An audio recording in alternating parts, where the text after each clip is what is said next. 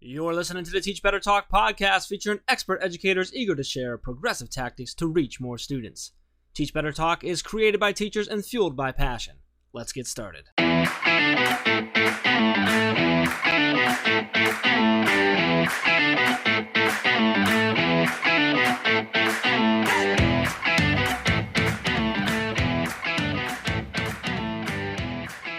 Hey everyone, welcome to episode 213 of Teach Better Talk. My name is Ray Hewart, and as always, I am with my bright pink sparkly friend, Jeff Gargis. How are you, Jeff? Bright pink sparkly?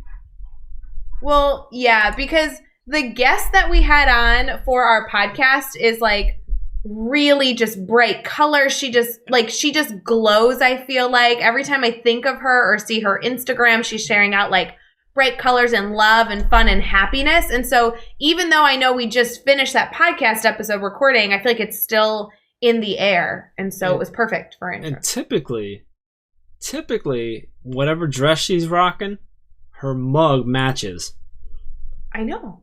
Which is like the coolest thing. She's amazing. She's awesome. Anyway, so I felt like that was what I could share because there was really no way to describe you. So describing Carly was way easier. It's definitely the better way to go. We'll start doing it that way. Yeah.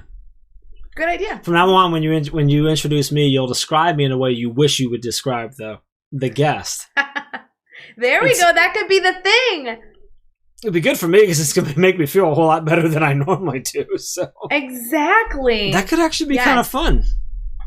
All right. Well, that will start in the next episode. For right now, though, I know we were going to highlight a few different things. We were kind of brainstorming what to do. Jeff, I really would love to give a shout out to the conference that actually just brought us in. We had a lot of speakers, network speakers there. Would you mind kind of sharing that amazing conference that we were part of? And kind of, I'm going to do the whole hey, you have 60 seconds to say all the things, but I'm going to instead give you the time limit of 15 seconds and see if you can fit it in. Yeah. Ready, set, go! I'm assuming you're talking about the virtual conference in August, the Clark Innovation Conference, yes? Yeah, it was so fun. They literally brought in the Teach Better marching band. I'm just saying. It was like the Teach Better marching band. It was like that was a really fun one. So it was the Clark County Innovation Conference. I'm sure I'm not saying the title right. I apologize to Pat and all the folks there. But Clark County Public Schools down in Virginia, awesome group. And we've been working with them over the summer to figure it out. It was supposed to be in person, then it changed. It went back and forth a bunch. We ended up doing a virtual. So yeah, some cool shout outs because we had a whole crew there. So Kevin Butler, the amazing Kevin Butler, actually keynoted the event, which was awesome. Hans and Jen Apple did an awesome session together, which is always just a dynamic duo session. Joshua Stamper did a session as well. Dennis Sharon actually did two different sessions. They got super pumped up about the fact that Dennis is a math guy. I'm telling you, because he's awesome. The conference they do is it's typically sort of focused on a lot of tech. So the math group was heck yeah, bring him in. So that was cool. And then you and Chad both also did sessions as well. So we had a whole crew there. It was really, really cool. Got ridiculously great feedback, but it was so much fun to work with them and to get to. But it was I was going to say it was a great way to utilize our speakers network. Yes, they essentially came and said, hey, we have a bunch of slots to fill. Who, is a good fit for these topics. Yep. And it was let's take a look at the book of Teach Better Speakers Network peeps. Yeah, that's essentially what, Pat from Clark County, he came and he said, hey, I'm looking at the Speakers Network, and that's exactly what he said. He's you got a bunch who fits here, who can bring these types of topics. And so that's really a lot of fun. So the Speakers Network is such a cool, extension of the family for us because there's so many awesome names over there that we can connect with and pull into to do events like this, special trainings, all kinds of stuff like that. So if you're listening, you're not connected to all of our speakers there, you need to go to teachbetter.com/speakers network and just connect with all those educators. They're awesome. They're always willing to connect, always willing to do things, to connect and collaborate, and they're just a lot of fun to follow and stuff too. So that was a good one. So shout out to all of our speakers on our speaker network, but also to Clark County Public Schools for an awesome event. That was a lot of fun. So speaking of sparkly pink, is that what it was? Did you say sparkly pink? It was bright pink, sparkly, wasn't it? I don't know, whatever. It doesn't matter. Carly Spina, which I still can't believe it took so long to get her on. We talked about that at the beginning about why Ray thinks it took so long. I don't know. I'm sorry. You mean why Ray knows it took so long? That's fine. I'm gonna let them listen to that nonsense. But so much fun having Carly on. We've been connected with Carly for a long time. We got to hang out with her just before COVID took over the world. But Carly is, 15 plus years of experience in multilingual education. She's done, she's been an EL teacher, a third grade bilingual classroom teacher, and she's a district-wide EL bilingual dual language instructional coach. So she services 8 schools with 60 different languages across 800 kids. And that is just incredible, like how they do and what they do. And the passion that Carly serves with is just, in my opinion, unmatched. It's incredible when she gets around that. And that's one of the things I love about her is no matter what the conversation is, she brings that lens and is always thinking of those 60 different languages, those 800 kids, those kids and adults that she works with and that she leads. So she's just the last episode was this way too, but she was just a lot of fun too. She's just always a good time. So Ray, anything to add other than sparkly pink or whatever the heck you said? Oh, Carly is a rock star, and not only I hope you guys enjoy this, I hope you connect with her. She has a lot of stuff coming that she couldn't necessarily spill all the beans on in this podcast episode. She'll definitely be one that will kind of continue to stay up to date on all the amazing things and try and feature her so you guys stay up to date as well. So in the meantime, while all the secrets are still in there, make sure you go follow her so you can continue to learn from amazing Carly. And with that, let's get episode 213 with Carly Spina. All right, we'll be right back with that episode, but I do want to make sure that you know that you should be listening to all the podcasts, a part of the Teach Better Podcast Network. Yes, Teach Better Talk is a fun one, and we really appreciate that you have subscribed and hopefully rated and reviewed this podcast, but we also have other podcasts that we have the opportunity to highlight over in our podcast network. Head over to teachbetter.com/podcast to see the full list.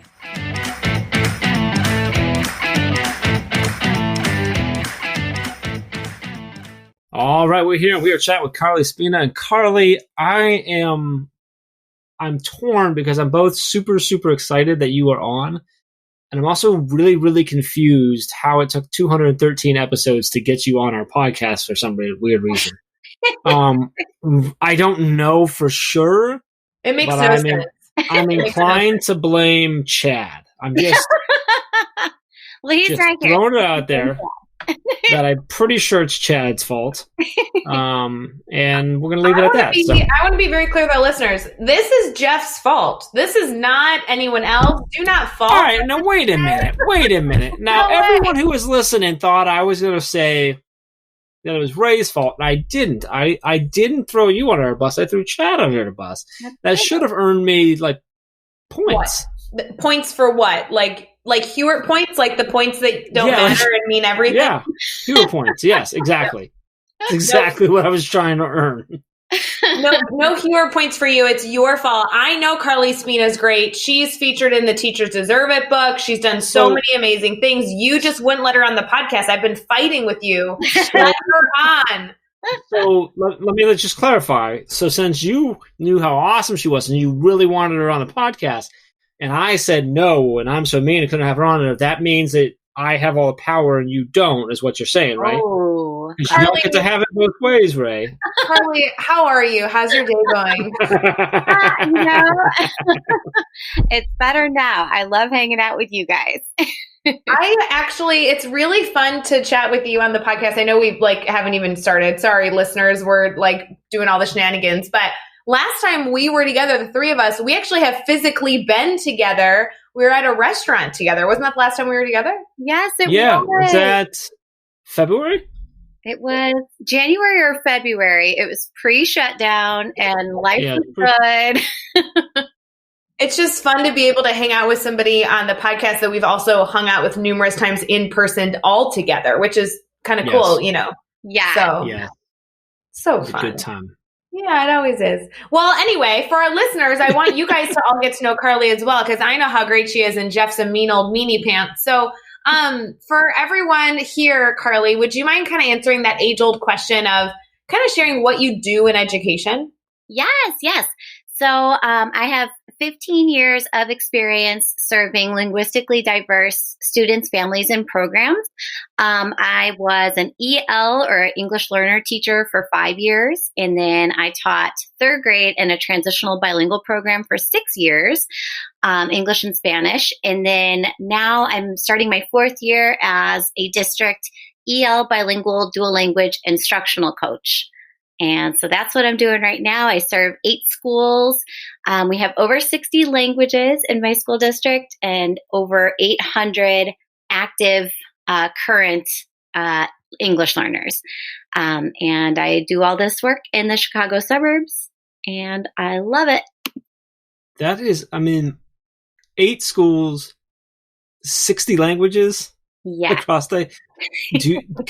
Could you list the languages if we had you list them all? Oh my goodness. That would be like a really good game show. That's like that game from the episode of Friends where you try to list all the states, and it's almost impossible. You always forget at least 1 or 2.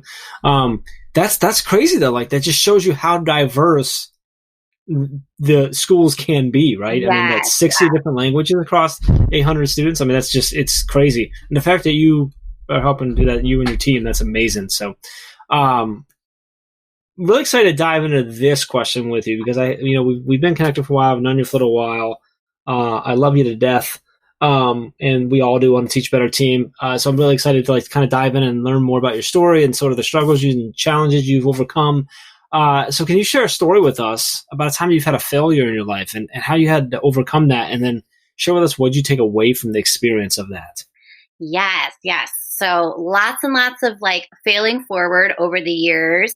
And one thing in particular I was really pushing for when I was an English learner teacher. So it was my first 5 years of teaching. And my administrators always said to me, "Oh, Carly, the students that you serve, they don't have families that are involved." And I pushed and I pushed and I pushed on that thinking. And I said, "No, my families are so involved. They're just not doing it the way that you do it." And so I really pushed to have okay, I really want to take this and I want to make a parent education program. And so we planned a whole big event, and I was swearing, everyone's going to come. This is going to be so great. I'm going to throw this in your face. And nobody came. We had maybe 5 families show up out of, 80 families that were invited. And my mistake was I wasn't truly connected to the families I was serving at the time. I was ready to fight for them, but I wasn't fighting with them. I wasn't joining them at the hip and moving forward with them. And so I got it wrong on so many accounts because I didn't know what time of day was best for them. I didn't know what night of the week was best for them. I had a family tell me 2 weeks later, they said, "Carly, we all have Catholicism classes at the church on Wednesday nights. You can't plan events if you want us to come on Wednesday nights." And so it totally was just one of those moments that are boom, wake up, girl, know your audience. You need to know those that you're serving.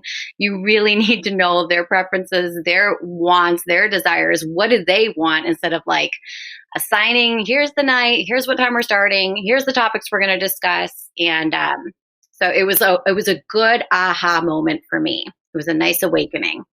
It really is. And so now let's flip that.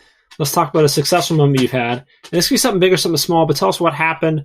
Why was it a success for you? And then what did you take away from that? One thing that I was really excited about, I serve a lot of different adults in our school system. So I support our EL and bilingual and dual language teachers, but I also support every teacher. I feel like I'm everybody's teammate, which is really cool, but it's also kind of overwhelming. And so I've always kind of just struggled with how do I connect? How do I create or co-create meaningful experiences for educators to really connect with all of our linguistically diverse students, even if our teachers are monolingual. Sometimes, teachers will say like, oh, I can't do this because I don't have an EL certification, or, oh, I can't do this because I'm not bilingual. Like, everybody can connect. Everybody uses language to teach. So everybody's a language teacher. So one thing that I wanted to try with the district last year was this idea of a Love Our Languages campaign. So we set up like a little template, and everybody got it, and everybody was invited to participate with their classrooms across the district. So everything from our early childhood program all the way up to our big 8th graders sat down with their teachers and had conversations about like what languages were present in the room. So kids were able to say like, oh, I speak English when I'm at school all day, but I go to Hebrew school on the weekends, or I go to Greek school on the weekends. Or my parents speak English, but my grandparents speak Tagalog, and that's the language I use with them. And when I go to the supermarket, this is the language that I speak. And it has led to so many great conversations with teachers about, oh my gosh, I didn't even realize that family has an additional language. Like, what a wonderful asset that I didn't even realize. And so many beautiful things came of that. All of the teachers who participated, and I would say like 75% did, had like posters outside of their hallway or like outside their classroom door. So if you were to walk the hallways, you could see signs that said like, in this class, we speak 17 languages. In this class, we speak 11 languages. And all of those signs were up for like a parent night. It was like an open house type of thing. And parents were walking by like, oh my gosh, somebody in here speaks Lithuanian. Did I ever tell you that your grandfather speaks Lithuanian? So it just provided an opportunity for so many great conversations about language. Oh my gosh, I love that story. Carly, it's so funny because, first of all, that story was such a huge success, but then such an easy opportunity for us right now to like take that and tweak it for our own classroom, our own team, our own school building. It's such a wonderful opportunity right now as we're learning virtually to connect with students, and what a great question to be asking to learn about them, even in a remote setting. I just think that's so awesome. But also selfishly, you teach where I grew up. And so I'm always excited to learn, kind of like live vicariously through you, of what it's like to be an educator in the area that I was a student. It's just so cool. All your stories, I feel like I'm just hanging on to like the last words you're saying. It's so fun. So when it comes to education, I can only imagine that you have 1,000 things that excite you, because Carly, you've just been so passionate about like helping educators and doing so many great things for students. But if you had to pinpoint one thing that's really getting you excited about education right now and all that you're doing, what would that one piece be? Well, I think right now it's so easy for us, and I am like totally feeling this right now. It's so easy for us to feel just constantly overwhelmed and just like doggy paddling through each day. But like anytime you kind of stop and think about it, there are so many crazy silver linings that have kind of come up out of this. Like, we are now learning with our families. It's not happening in isolation anymore. And so we're able to connect with families in ways that we never have before. I know one thing like I'm super excited about is having parent office hours in addition to student office hours. So parents can come in and like just kind of hang virtually and connect with each other. And we didn't have that opportunity. Like, we didn't do that weekly prior to the pandemic, but we're doing it now. And so I think it has allowed us to it has given us permission to step outside the box and step outside the norm and really connect. Like, I can see their face, I can hear their voice, and we can have fun. We can have good conversations about how to help their kids. We can vent about parenting through a pandemic. But it's been really interesting and amazing to serve in this type of way. And one story that I think always like hits me really hard is in the spring, we had one family who you could hear their fire alarm kind of chirping, like when the battery goes low. And the teacher kept hearing it for a few days, like during the Zoom meetings. And so the teacher finally asked, "Hey, is that coming from your house?" And they said, "Yeah, we don't have a chance to buy batteries." And so 2 days later, we were able to connect with the fire department, and they came on by to their house and fixed them up. And it was a nice community building opportunity. And again, we would not have had that moment where, a cool firefighter comes by and gives them stickers and fixes their detector for them. It was really sweet. Oh, it's so sweet. What a great story and example of some of the positives that are coming from some of the challenges that we're going through right now, right? That silver lining. I love all that stuff. Carly, you're full of advice. If you had to give one piece of advice, and I know picking one is the hardest thing, but one piece of advice, Carly, that you want every new teacher, every veteran teacher, every educator to know, what would be your piece of advice? I would say that your experiences and your opinions matter. You have intuition, you have professional judgment, and while you can go and continue learning constantly and always seek feedback and always get different perspectives, you have to rely on your guts too. Don't forget to trust yourself. Don't forget to lean into yourself.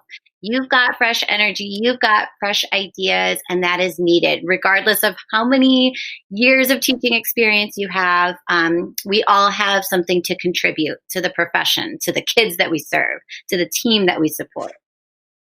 That is powerful, powerful advice, that you have something to bring. You've got opinion, you've got ideas. I love that you said you got energy, and that's all needed right now. That's awesome advice there. All right, Carly, let's have a little bit of fun with these next 6. We're going to do the next 6 questions. Your goal is to answer each one in 15 seconds or less. You ready? I'm ready. All right, what is one EdTech tool you cannot live without? Language codes in Google Sheets. All right, I got to stop you. Explain those to me. Okay. So there is a way for you to program or code in each cell.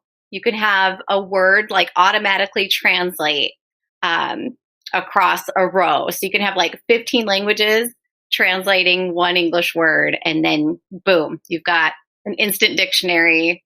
Wow. Nice. That's awesome. Give us a book you're reading right now. I just got it. It just came in the mail. Thrive Through the 5 by Jill Seiler. Who do we need to follow on Twitter or Instagram today? 3 Twitter folks that I cannot recommend enough. Carol Salva, Valentina Gonzalez, and Dr. Jose Medina. He will keep you laughing forever. Give us a good YouTube channel or website for educators.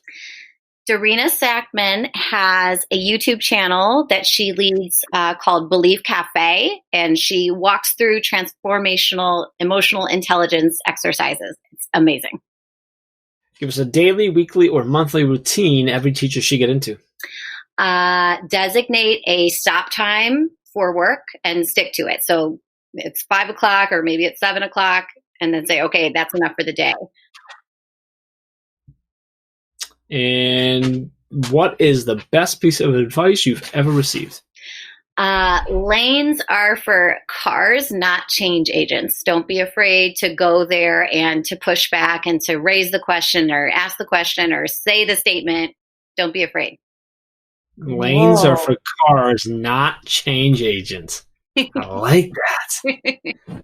There are a lot of people that need to hear that. I get asked all the time, I don't know, I want to do more in education, but I don't know, how. And people, put themselves in these, lanes, these boxes, go out, go do great things. Oh, I love that. That's so powerful. Thank you. Carly, obviously you knew you were going to get the Teach Better Talk trophy, so that's kind of an easy one there. But more importantly, I want to make sure that our listeners can stay connected to you, the work you're doing, just everything that you continue to push out. I know you've been speaking at conferences, which right now, I know it feels a little bit different, but you spoke at Teach Better conference, and I really would love for everybody to take time to connect with the work you're doing. So would you mind sharing your Twitter, your Instagram, kind of everything in between? Sure. So my Twitter, everyone can follow me at Mrs. Spina's Class. My Instagram is a little bit funny. I post a lot of puppies and like bright colors, but it's my last name with tons and tons of E's. So it's Spina. Dave Schmitto loves to give me some giggles about it, but Spina. So it's SP with 5 E's and then NA. And then I have a blog that I update occasionally, Innovative EL. You guys can find me on Facebook at Carly Spina, and I have a book coming out in 2021. So more on that. Super exciting. You can find all the links and resources and everything we talked about in this episode over at teachbetter.com, as well as those really important links for connecting with Carly and keeping the conversation going. So head over to teachbetter.com for the show notes and all of that. Be sure to hit subscribe so you don't miss any upcoming episodes. And if you can give us a rating and a review, we'd really appreciate that as well. And let's keep taking this just one step further. Think of just 3 of your colleagues who need to hear these amazing stories and connect with these amazing educators and share this podcast with them. Carly, you're a Teach Better team favorite. We all love you. So excited to have you on the podcast. Excited for people to learn and maybe folks out there that aren't already connected with you to get connected with you and bring your awesomeness into their life. Really, really appreciate you hanging out with us. Thank you. Thank you both so much. You guys are such a joy. So fun. And until next time, let's get out there and let's teach better.